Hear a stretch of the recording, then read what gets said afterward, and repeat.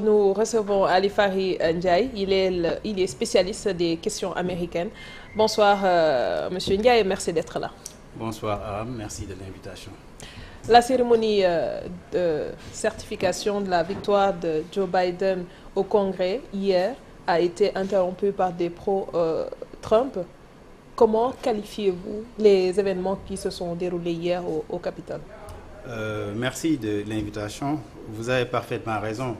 La cérémonie d'hier avec les partisans de Donald Trump qui, pour la première fois dans l'histoire politique américaine, ont décidé eux-mêmes de s'attaquer aux institutions du gouvernement américain est effectivement la goutte d'eau qui a fait déborder le vase. Et je crois que ça nous renvoie à ce que Talleyrand disait, qui disait que c'est un excès, dans son sens.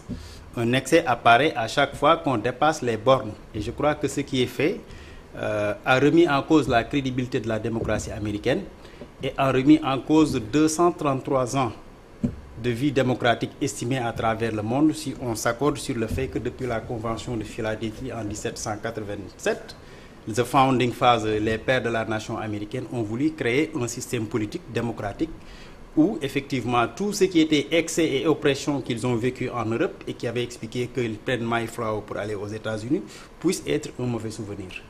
C'est pourquoi en regardant ces chaînes, ce qui est en train de se passer hier, on se rend compte qu'on peut se poser la question de savoir est-ce qu'effectivement Donald Trump a la capacité de continuer à gérer, à diriger une nation aussi puissante que l'Amérique. Sa responsabilité est engagée. Il y a eu une dame qui a été blessée, finalement, qui a trouvé la mort.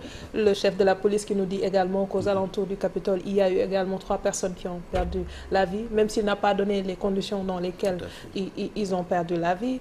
Qu'est-ce qui est prévu justement par la Constitution américaine quand on fait face à ce genre de situation? Bon, quand on fait face à ce genre de situation, la première responsabilité, c'est de voir comment effectivement mettre la responsabilité de Donald Trump avec ce qui est en train de se passer.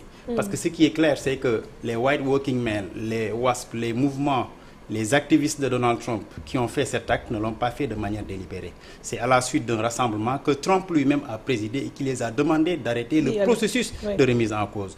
Donc si la responsabilité de Trump est engagée dans cette affaire, il y a 2 choix possibles. Le premier, c'est tout simplement évoquer le 25e amendement de la Constitution américaine qui stipule que dans ces genres de situations, on constate l'incapacité du président à assumer les charges et les devoirs, les fonctions du président de la République. Et cela, c'est un élément suffisant pour le destituer. Pour que cela soit, il va falloir que le vice-président lui-même prenne l'initiative avec la majorité des membres du cabinet du président. Mike Pence. Et là, aujourd'hui, avant l'émission, on est heureux de voir que la présidente de l'Assemblée nationale américaine, Nancy Pelosi, et le leader des démocrates au niveau du Sénat, Jack Schumer, ont décidé eux-mêmes, sont en train de faire un point de presse pour demander à Mike Pence de prendre cette initiative de destitution rapide du président Donald Trump. Mais après 25 minutes sans réaction de Mike Pence, ils ont décidé eux-mêmes. Ils disent que la Constitution américaine donne au Congrès le pouvoir de destituer le président Donald Trump. C'est cette procédure qui est en train de se passer. Mais si ça se passe à Aram, ce sera quelque chose qui est historique, qui ne s'est jamais passé en Amérique. Il reste très peu de jours. Le 20 janvier est prévu la cérémonie d'investiture. En si peu de temps, est-ce que cela peut se faire? Je crois que ça peut se faire parce que pour destituer le président, il y a 3 options. La première, c'est l'impeachment. L'impeachment, c'est une procédure qui commence avec le département de la justice, qui va passer par un spécial procureur qui sera désigné, et ce sera maintenant au Congrès de voter. Ça prend du temps. On l'avait essayé avec Bill Clinton en 90, avec l'affaire Moneski, et Bill Clinton a été sauvé. On l'a essayé avec Donald Trump, avec le procureur Barr, après qu'il ait éjecté le ministre de la Justice, le directeur du FBI, James Comey. On avait essayé avec le procureur Mueller, les démocrates, les républicains avaient voté pour empêcher cela. Ça, c'est la première procédure. Et ça prend du temps, vous l'avez dit. Donc, la procédure la plus rapide aujourd'hui, c'est tout simplement invoquer le 25e amendement. Maintenant, si cela se réglait aujourd'hui, c'est-à-dire si on constate que Donald Trump a trahi la nation américaine au point qu'il n'est pas capable de les diriger, est-ce que le schéma qui peut se passer ne peut pas lui être favorable si on sait que Donald Trump aujourd'hui est en train d'éviter des poursuites judiciaires après son mandat? Parce que en 1974, on a vu que quand le président Nixon avait démissionné, son vice-président Ford a pris le pouvoir. Et Ford, en prenant le pouvoir, a pris un acte important pour amnistier le président Nixon de tous les actes qu'il a eu à faire pendant, avant et après son mandat. C'est ce qui a empêché au président Nixon d'aller en prison.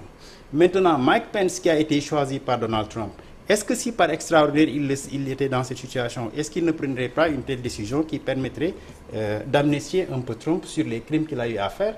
Ça, c'est une question qu'il faut se poser. Quel est le risque aujourd'hui de laisser le président Trump continuer à gérer jusqu'au 20 janvier? Le risque, c'est tout simplement que la cérémonie de 20 janvier soit effectivement, qu'il sabote la cérémonie de passation de pouvoir avec son prédécesseur Joe Biden. Même si après la pression et la forte pression qu'on a eue sur lui, il a promis de laisser assister à ce qu'on ait une smooth transition. C'est-à-dire qu'il va s'assurer qu'en tout cas, qu'il va donner le pouvoir le 20 janvier de manière démocratique avec toute la solennité qu'on connaît au président Joe Biden. Parce que vous savez, c'est la chose la plus solennelle. Les anciens présidents vont assister. Le président George Bush a annoncé qu'il sera là-bas. Obama, il sera là-bas. Bill Clinton, on attend encore. Il est en train de faire des arrangements avec son épouse pour voir qu'il sera là-bas. Donc c'est ça la crainte, de voir Donald Trump saboter toute la solennité de la démocratie américaine et remettre en cause ce qu'on appelle l'œuvre de tant d'années de civilité. Il a promis une transition ordonnée, mais est-ce qu'on peut lui faire confiance? Parce qu'apparemment, il est plein de surprises. En tout cas, moi, Donald Trump, dans ces genres de situations, je ne peux pas lui faire confiance. Parce qu'aujourd'hui, il a montré les limites quand même de son objectivité. Quand on va jusqu'à attaquer les institutions fédéraux aux États-Unis, ça devient automatiquement ce qu'on appelle une félonie, un crime pénal. Et d'ailleurs, c'est pourquoi, même sur la question de l'amendement, de l'immunité du président, la Constitution américaine a été un peu évasive sur la question. Parce que quand certains pensent qu'il fallait donner une immunité au président jusqu'à la fin et après son mandat, d'autres ont pensé qu'en donnant une immunité au président, on remet en cause le principe sacro-saint du check and balance, de la séparation des pouvoirs. Oui. Et en mettant en cause ce principe de la séparation des pouvoirs, on remet en cause ce qui a été l'élément fondamental de la Constitution américaine. Nobody is above the law. Personne n'est au-dessus de la loi. Mais comme on est dans un système anglo-saxon qui est différent de notre système, un système où il est préférable de laisser un homme coupable retrouver la liberté plutôt que de condamner un innocent de manière injuste, on peut s'attendre à ce que tout simplement que des poursuites ne soient pas tenues à cause de l'élégance, de la courtoisie des institutions américaines. Sur le plan politique, ce qui s'est passé hier au Capitole, ces violences, est-ce que cela affaiblit ou renforce le président Trump? Oh, ça l'a affaibli. Parce que vous savez, le vice-président Mike Pence, qu'il avait demandé de bloquer le processus de certification à un certain moment, quand il a vu cette action de remise en cause, d'attaquer le Congrès avec ses partisans, il s'est désolidarisé. Lindsey Graham, qui est le sénateur le plus proche de Donald Trump, de la Caroline du Sud, qui avait même menacé le secrétaire général de la Géorgie, a profité de ça pour changer son point de vue et certifier la nomination de Trump. La chef de cabinet de la femme de de la femme de Donald Trump, a démissionné. Le premier chef de cabinet de Donald Trump, qui était actuellement l'envoyé spécial à Irlande, l'a quitté. Son secrétaire d'État l'a quitté. Donc aujourd'hui, Trump se trouve dans une situation où il est vraiment isolé au sein du Parti républicain. Et ça donne raison, bizarrement, à ce que l'un de ses plus proches soutiens, Lindsey Graham, avait dit en 2016, il avait prédit le Parti républicain. Il leur avait dit que si nous investissons Donald Trump, ce sera la plus grande erreur de notre histoire et nous ne nous relèverons jamais de ça. Lui, il parle de la fin du premier meilleur mandat. Oui, et ça, on parlait. Oui, quand le Parti républicain avait décidé d'investir Donald Trump, Lindsey Graham avait alerté à l'époque que s'il le faisait, ça allait être la plus grande erreur du Parti républicain. La conséquence, on l'a vu.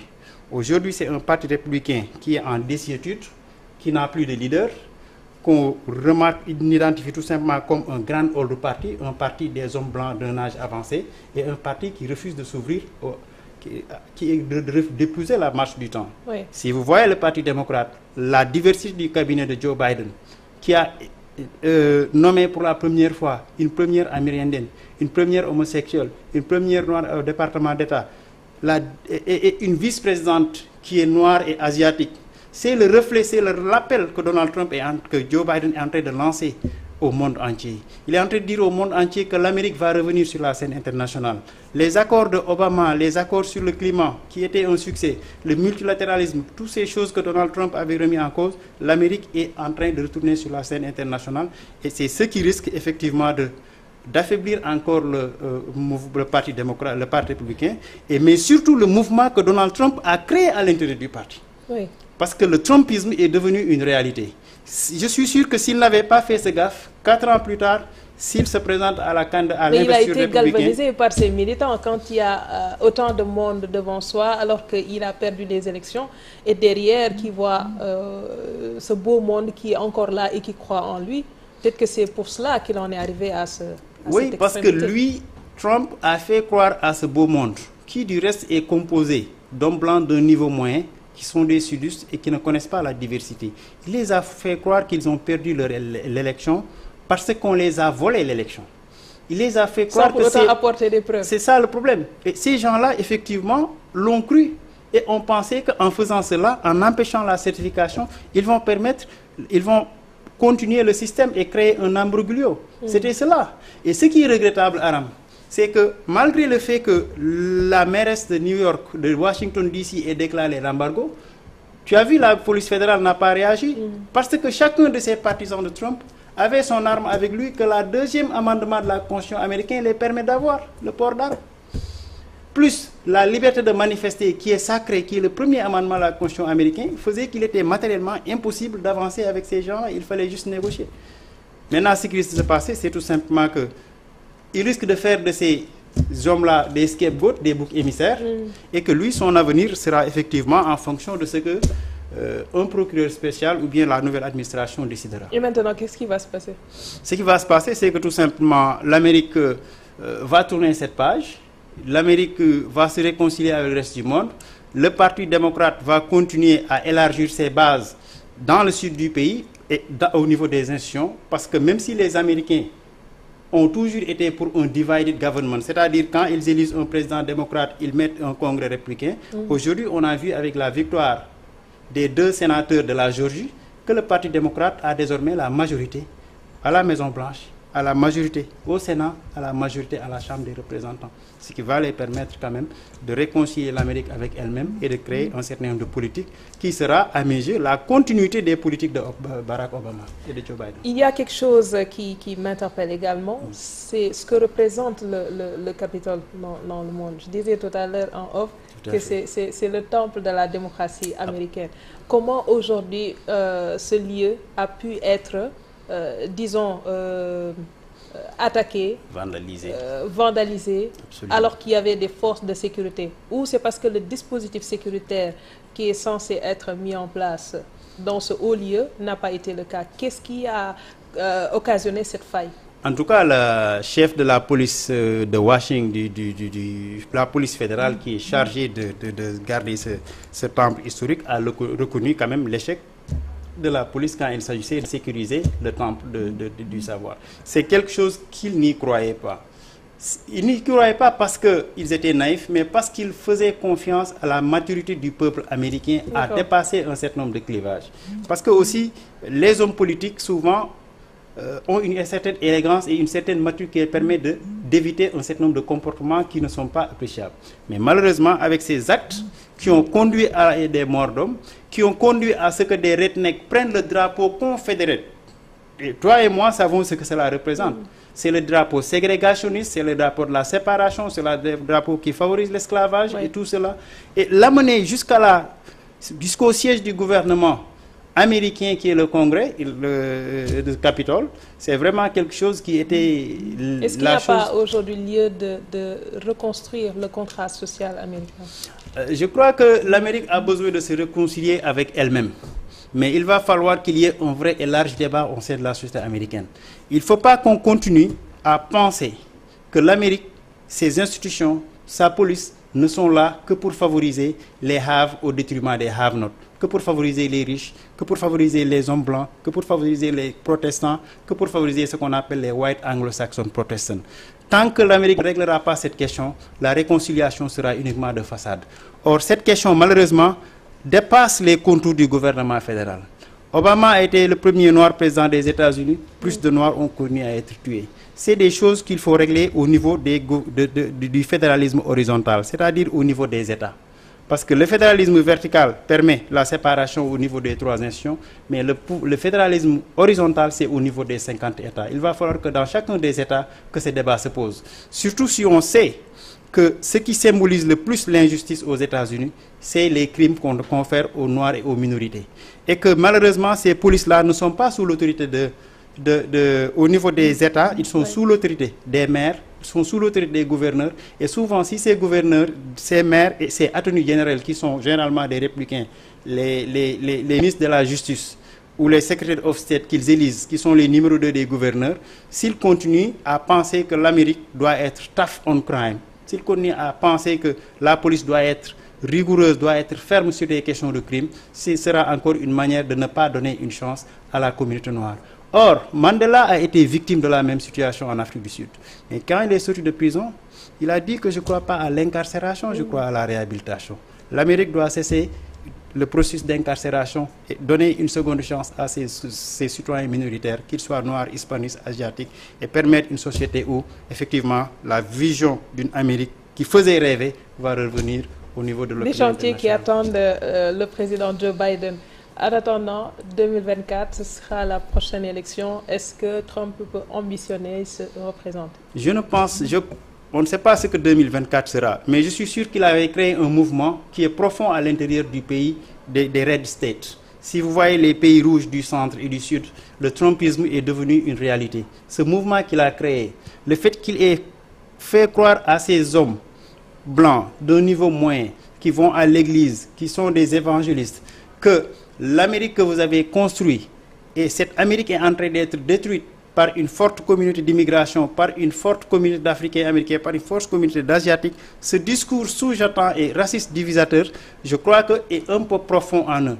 Mais aujourd'hui, en décidant de la sorte, je sais qu'il a perdu le leadership du Parti républicain. Et maintenant, de là à dire que quelque part, il y aura, comme disait l'autre, the myth of Babylon, il y aura something new and beautiful qui va sortir de cela dans le Parti républicain. On pense que ce sera le cas. Mais j'ose continuer à croire que le Parti républicain a besoin de leaders modérés, comme John McCain. J'ose continuer à croire que le Parti républicain a besoin de leaders modérés qui se sont affirmés, comme l'ancien candidat à la présidence qui avait affronté Obama et qui avait lâché Donald Trump, et Jeb Bush, la famille Bush. Je crois que ce sont eux qui doivent prendre des responsabilités et reprendre leur parti et en faire ce qu'il a toujours été. Parce que le Parti républicain en soi n'est pas mauvais. Ce sont eux qui ont libéré les esclaves. C'est le parti de Jefferson. C'est le parti d'Abraham Lincoln, je voulais dire. Merci. Merci beaucoup Ali Farid Ndiaye pour ces éclairages spécialistes des questions américaines. Merci également à vous qui nous suivez de partout. On se donne rendez-vous demain, Inch'Allah, à la même heure sur nos antennes. Passez d'excellents moments avec la TFM.